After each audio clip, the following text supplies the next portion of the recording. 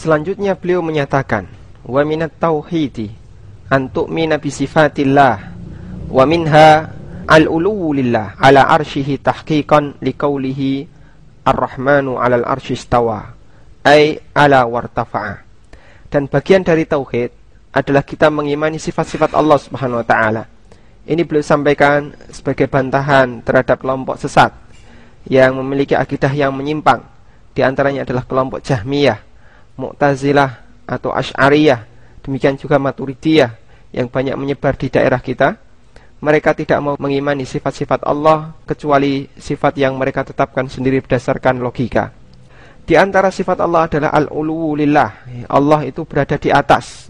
Allah maha tinggi zatnya dan sifatnya. Al-uluwu lillahi alal arsyihi. Allah berada di atas arsy-Nya.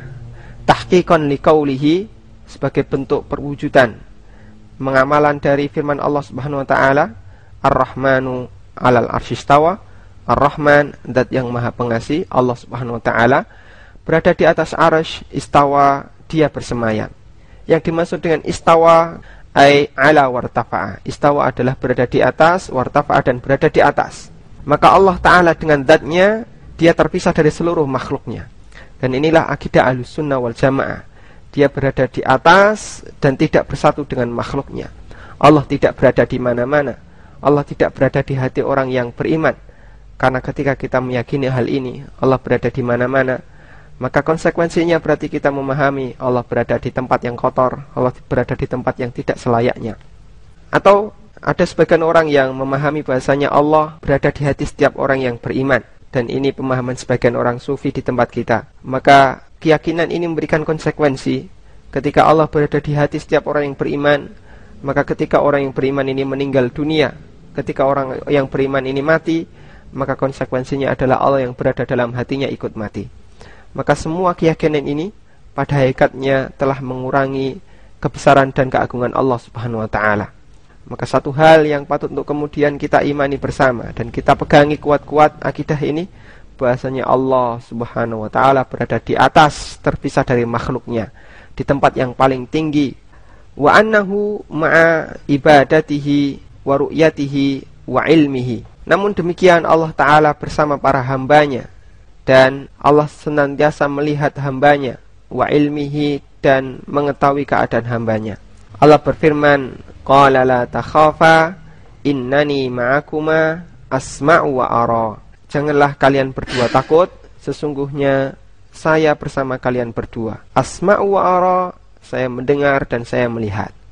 Akidah bahasanya Allah berada di atas, terpisah dari seluruh makhluknya, tidaklah bertolak belakang bahasanya Allah bersama makhluknya.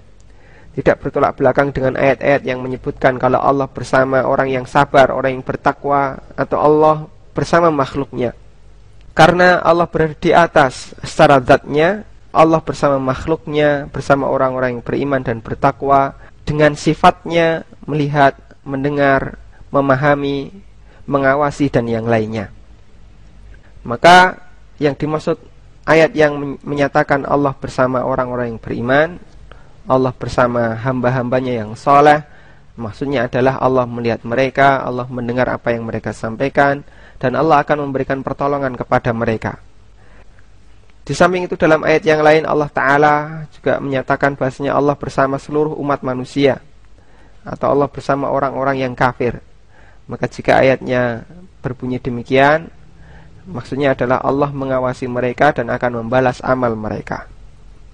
Dalilnya bahasanya yang dimaksud kebersamaan Allah itu adalah kebersamaan dalam hal sifat, ya, artinya Allah melihat, mendengar, dan mengetahui apa yang dilakukan oleh manusia, adalah firman Allah di surat Toha ayat yang ke-46, di mana Allah berfirman menceritakan keadaan Nabinya Muhammad SAW bersama Abu Bakar As-Siddiq radhiyallahu an ketika dikejar-kejar oleh orang musyrikin Quraisy pada saat mereka berdua keluar Mekah untuk berhijrah menuju Madinah.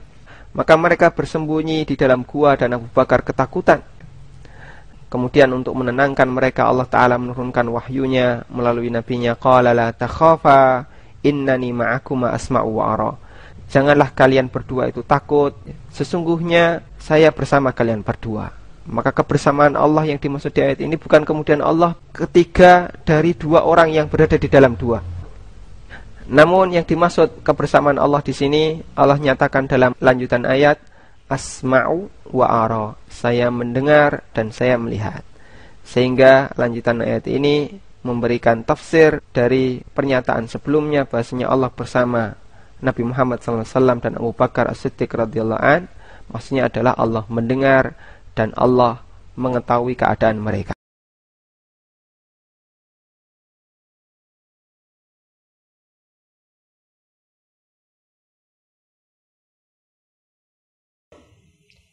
Pemirsa yang berbahagia, kita sebagai seorang muslim memiliki kewajiban untuk mendakwahkan Islam kepada orang-orang di sekeliling kita. Dan ini adalah syarat supaya kita tidak termasuk orang yang merugi.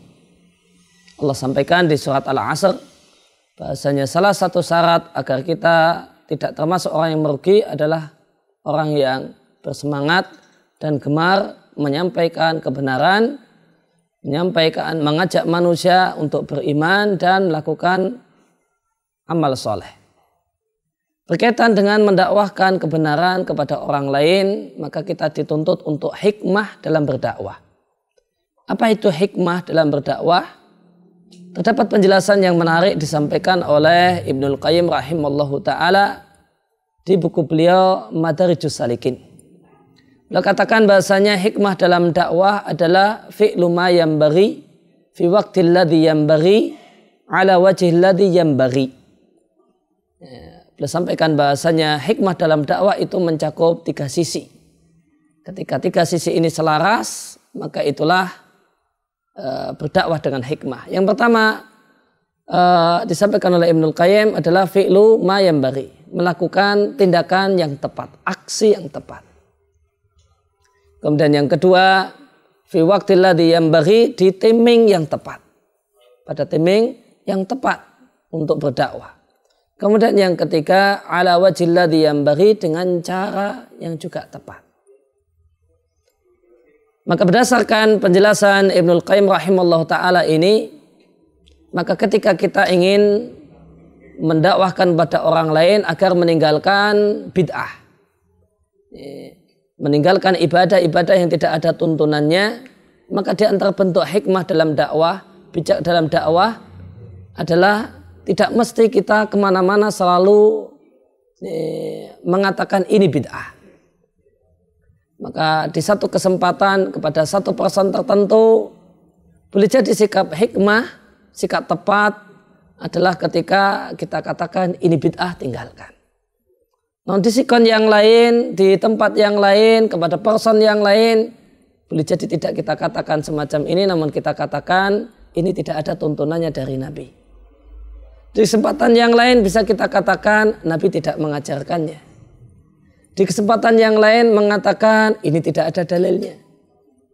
Di kesempatan yang lain kita sampaikan Nabi tidak mensyariatkannya. Marilah kita cukupkan dengan apa yang Nabi ajarkan. Maka seorang da'i yang cerdas, dia tidaklah kemana-mana menggunakan istilah yang sama tanpa melihat sikon di mana dia berbicara dan audien di mana kepada siapa dia berbicara. Da'i yang cerdas, da'i yang sukses akan menempatkan satu istilah sesuai dengan tempat yang tepat. Di satu waktu mengatakan dengan tegas, vulgar, belak-belakan ini bid'ah. Di kesempatan yang lain dia katakan ini tidak ada ajarannya, tidak ada tuntunannya dari Nabi Shallallahu Alaihi Wasallam.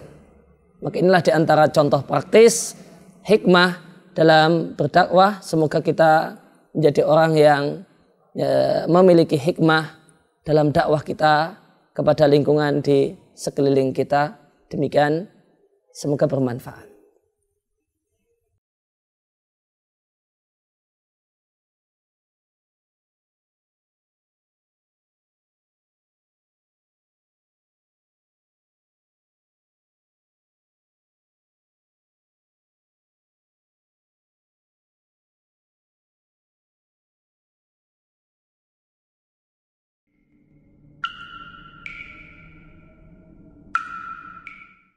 Pemirsa yang berbahagia, satu hal yang patut untuk kita sadari bahwasanya Allah Subhanahu wa taala menyukai dan mencintai kerapian penampilan. Penampilan yang baik, penampilan yang rapi, yang tidak kusut, ya, tidak acak-acakan, satu hal yang dicintai oleh Allah Subhanahu wa taala. Sebagaimana sabda Nabi sallallahu alaihi wasallam, "Innallaha jamilun yuhibbul jamala."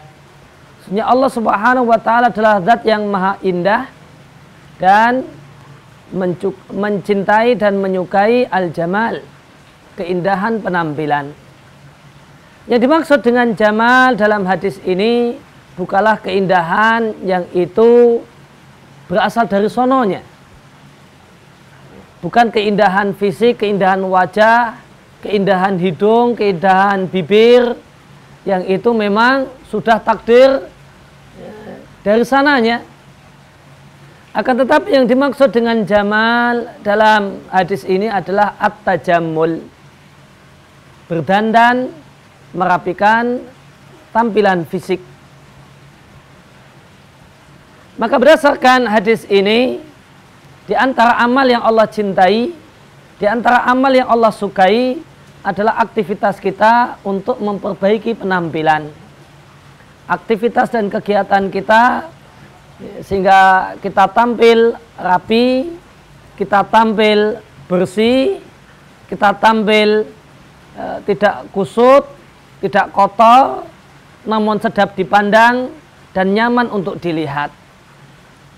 Dengan bentuk ya, pakaian yang kita pakai, ya, kita cuci. Pakaian yang kita pakai, kita setrika sehingga rapi.